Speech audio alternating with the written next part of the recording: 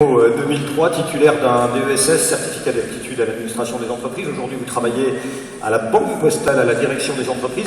Que vous a apporté l'IAE? En 2002, on peut rappeler que vous étiez responsable de secteur dans une compagnie d'assurance. C'est que c'est pas facile de préparer au téléphone. Tout à l'heure, je me suis quand même bien planté. C'est à cette période que vous décidez, en tout cas, de reprendre vos études. Il y a un moment important. Tout à fait, voilà. Donc j'ai fait partie des formations continues, parce que je ne sais plus qui avait dit qu'il était important de se remettre en cause et perpétuellement, et c'est vrai que ça, je l'avais bien acquis. Donc, comme vous l'avez dit également, j'étais responsable de secteur et j'ai souhaité mettre un tremplin à ma carrière, donc un booster.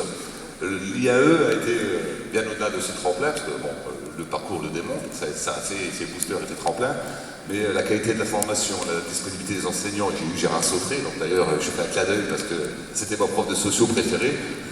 Vous allez pouvoir poursuivre tout à l'heure pendant le thème. Et non, mais c'est vrai qu'il y avait une vraie qualité de formation, une vraie disponibilité des formateurs, autant internes et extérieurs.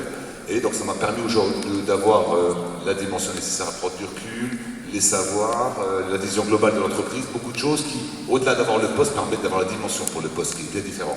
Alors cette formation à l'IAE vous a incité à écrire un livre sur le management.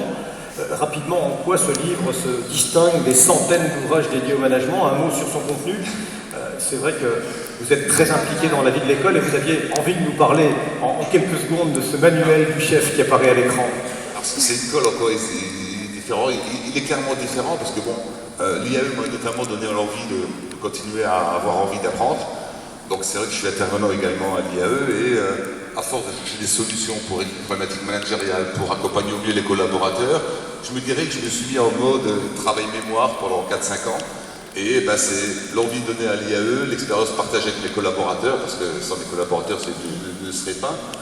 J'ai voulu tester des outils, faire les apports sociologiques et théoriques nécessaires pour qu'un bon praticien, avant tout un bon théoricien, transforme en outil, et dans la mesure où 70% de notre temps est passé à la communication, et c'est par là que passe la motivation, on ne pouvait pas faire un livre sans passer par les fondamentaux de la communication et des outils qui y sont associés. Voilà, un livre utile, un outil d'apprentissage et de travail qui permet donc de mesurer les écarts entre les bonnes pratiques et notre pratique en vente à la sortie de cette salle.